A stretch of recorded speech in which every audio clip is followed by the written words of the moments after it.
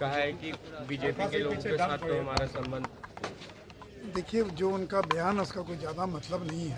BJP ने बार बार ये स्पष्ट कर दिया है कि अब जनता दल यू के साथ भविष्य में कोई गठबंधन नहीं होगा, कोई संबंध नहीं होगा। नीतीश जी ये सारी बातें केवल राष्ट्रीय जनता दल और कांग्रेस को डराने के लिए बोलते हैं। उनको डराते हैं कि अगर तुम लोग ज़्यादा गड़बड़ करोगे, हमको अगर प्रधानमंत्री पद का उम्मीदवार घोषित नहीं करोगे, मैं बीजेपी के साथ भी जा सकता हूँ। ये बीजेपी को नहीं डरा रहे, बल्कि ये राजद और कांग्रेस को डराते हैं। तो रह कर वो इस प्रकार का बयान देकर राजद और कांग्रेस को भ्रमित करने का प्रयास करते हैं। बीजेपी को कोई भ्रम नहीं है, हमको नीतीश कुमार की आवश्यकता भी नहीं है।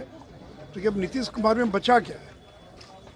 उनके पास कोई वोट तो बचा नहीं कि वो वोट हमको दिलवा सके। और देखिए, गठबंधन होता है जिसमें ताकत होती है। तो जब नीतीश कुमार के पास कोई वोट नहीं बचा और पिछले विधानसभा चुनाव में 44 सीटों पर सिमट गए, तो उनके साथ हम क्यों समझौता करेंगे? समझौता तो ताकतवर से किया जाता है।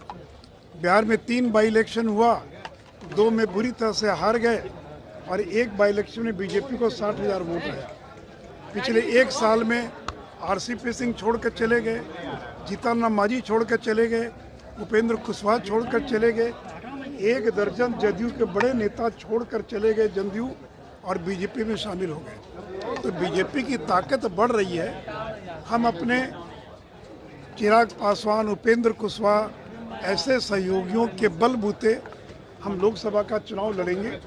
और जैसे 2014 में नीतीश जी को 2 पर आउट किए थे, इस बार उनको 0 पर आउट करने का काम करें। ललन सिंह ने कहा है कि 2023 में बीजेपी ने नीतीश कुमार के पीठ पर चूड़ा भोंकने का काम किया है। नहीं बोलेंगे।